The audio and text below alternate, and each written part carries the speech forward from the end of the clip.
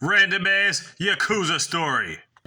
Okay, so whether it's true or not, this is the wildest story I've ever heard. So we got this guy named Peter, right, who lives in Tokyo. When he was 3 years old, he was sold to the Yakuza clan by his own parents. Now, he's not really part of the Yakuza, but he was there until he grew up. When he got to be 14, the Yakuza said, you gotta come up with $10 million or you're dead. So he was able to make a deal so he can get it done in 10 months. That's right, $1 million a month.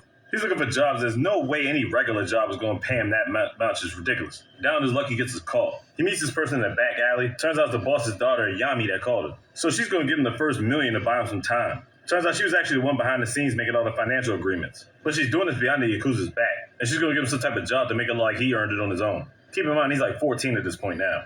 Yami doesn't want to see him die, and she kind of really cares about him. He puts in some money at the stock exchange, which really doesn't work out well for him. So he's sitting on his bench. He meets this guy named Milton. Milton helps him with how to work out the NASDAQ, and by some miracle, he actually earns $12 million. Turns out the chick Yami's on some bullshit, and she poisons his food, puts sleeping pills in it or something like that, because she was kicked out after the boss found out she was helping him. Alright, so the whole reason she poisoned him, or knocked him unconscious, she was tired of living this boring lifestyle. She wanted to jump back into the clan. But to do that, she had to prove herself worthy of her father. So her father was about to toss him in the pool with some sharks until he said he'd do anything to come up with the money. Then he got an idea. The father said, fuck all that, you only got 3 months to pay me $20 million now. Unreasonable bullshit, right? Throughout that time, he had bought an apartment, and to keep Yami's father off her back, Peter had no choice but to sell the apartment and give the money to him just so he could buy some time. And the apartment was a lot, but it wasn't even enough to scratch a dent in his debt. And keep in mind, Peter's debt is all his parents' fault in the first goddamn place. So on top of having to pay $19 million in 3 months, it also left him homeless. Keep in mind at this point, they almost cut his fingers off, they almost threw him to the sharks, they almost buried him alive. Milton somehow found him and saved him. Some wild shit. So he's pretty much fucked up waiting for the end. He sleeps on a bench, and he sees this other girl on the bench just crying. He puts a jacket over her to cover her from the rain. She appreciates the kindness, and they start talking. This chick is named Sophia. He tells her a story. She feels sorry for him. Then all of a sudden, a limo pulls up. Come to find out she's not homeless at all. He just assumed that. She's actually a billionaire.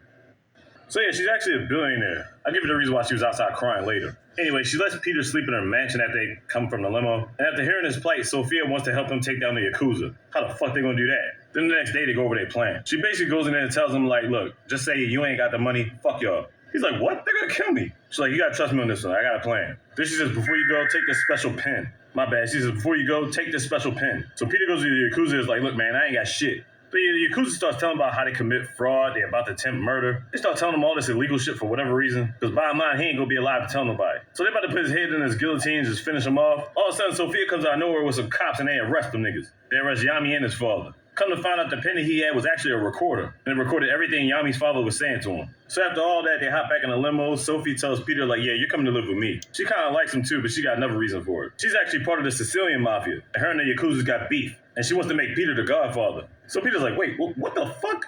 And then she explains why and how this can happen. Alright, so it turns out Sophia's father is actually the billionaire. And she helps out running the day-to-day business. Sound familiar, right? But Sophie really likes Peter as opposed to Yami with her bullshit. So Peter's skeptical about the whole thing about being a godfather and all this other stuff. But what choice does he really have? This nigga's homeless. Then Sophia says they're trying to catch this other dude that's supposed to be part of the Yakuza. He's been stealing bank freight statements and doing wire fraud and whatnot. Then she pulls out her phone. She shows a picture of Peter of the guy they're trying to catch. And when Peter looks at the photo, it's his fucking dad. So his parents, specifically his dad, were the ones that sold him to the Yakuza in the first place. And now their biggest target to catch left is his dad. So obviously after everything Peter's gone through, absolutely wants revenge. And now he becomes the godfather of the Sicilian family. And keep in mind, now he's at the age of 15. Usually the person that makes these stories is usually about some boyfriend-girlfriend shit. But this one was like 8 episodes of mayhem. I mean, my version of the story is very short and up, but man, this whole shit was crazy.